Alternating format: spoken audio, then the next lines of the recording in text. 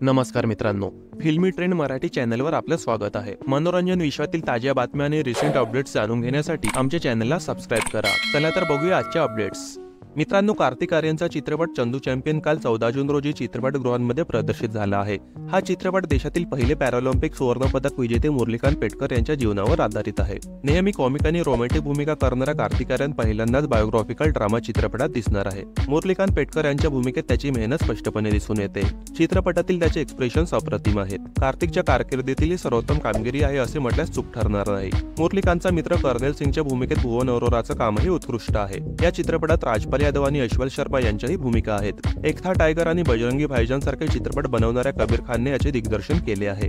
कथा रंजक ठेवण्याचा त्याने प्रयत्न केला आहे। युद्ध आणि बॉक्सिंग रिंगचे सिक्वेन्सेस खूप छान दाखवले आहेत। 50-60 वर्षांपूर्वी देशाची स्थिती कशी असती हे पडद्यावर दाखवण्यात तो यशस्वी झाला आहे। होय, चित्रपटाची लांबी काही लोकांना चिडवू शकते, काही लोक याला हळू देखील म्हणू शकतात। हा चित्रपट तुम्हाला प्रेरणा देईल यात शंका नाही। जेव्हा तुम्ही थिएटर सोडता तेव्हा तुम्हाला काहीतरी करावेसे वाटेल। हा चित्रपट इतिहासाच्या पानात कुठेतरी हरवलेला असल्याची कथा सांगतो। त्या व्यक्तीच्या गौरवाची कहाणी जाणून घेण्याची संधी तुम्हाला या चित्रपटातून मिळणार आहे। जर तुम्हाला अशा गंभीर चित्रपटांची आवड असेल तर तुम्ही नक्कीच थिएटरमध्ये जाऊ शकता। याशिवाय जर तुम्ही कार्तिकचे चाहते असाल तर तुम्ही डोळे मिटूनही जाऊ शकता।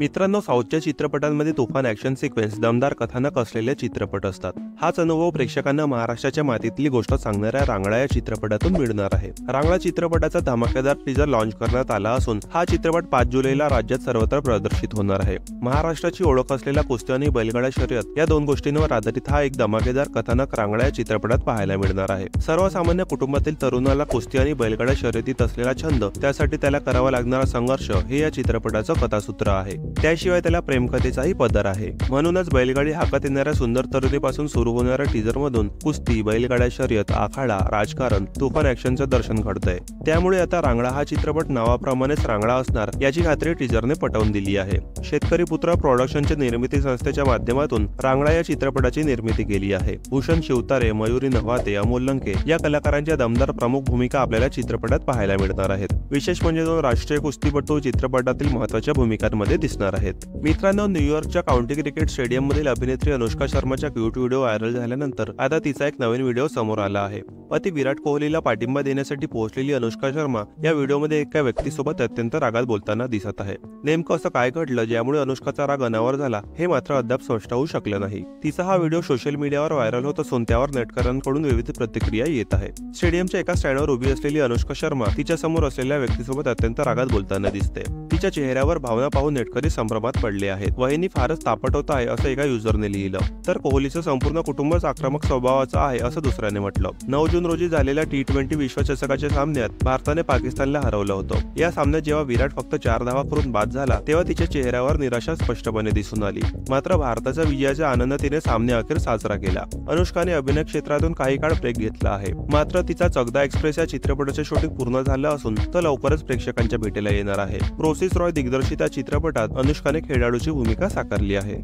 मित्रांनो, हिंदी सिनेसृष्टीला आपल्या अभिनयाची भुरळ पाडणारी अभिनेत्री सई ताम्हणकर आता पुन्हा एकदा हिंदीतील मोठ्या प्रोजेक्टमध्ये दिसणार आहे। सई ताम्हणकर आता नागराज मंजुळेंच्या मटका किंग या वेबसिरीज मध्ये झळकणार आहे।